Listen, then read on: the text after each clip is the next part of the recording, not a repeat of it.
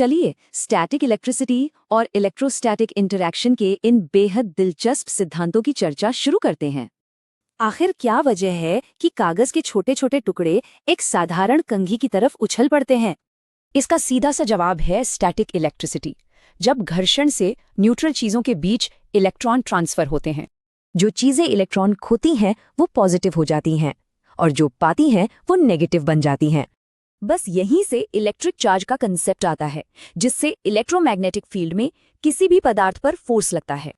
उदाहरण के लिए, एक जैसे चार्ज वाली दो एबोनाइट की छड़ें हमेशा एक दूसरे को दूर धकेलेंगी।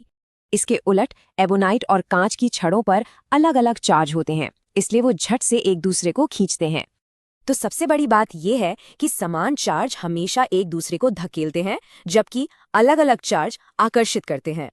और ऐसा इसलिए है क्योंकि इलेक्ट्रिक फील्ड्स हमेशा पॉजिटिव चार्ज से शुरू होकर नेगेटिव पर ही खत्म होते हैं। जब समान इलेक्ट्रिक फील्ड्स मिलते हैं तो उनके बल एक दूसरे का भारी विरोध करते हैं, इसी से रिपल्शन होता है। लेकिन विपरीत चार्ज वाली फील्ड्स के बल एक ही दिशा में काम करते हैं, जिससे तुरंत आकर्षण पैदा होता है।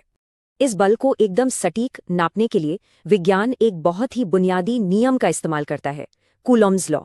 ये नियम बताता है कि बल सीधे चार्ज की मात्रा और दूरी के वर्ग के विपरीत अनुपात में होता है।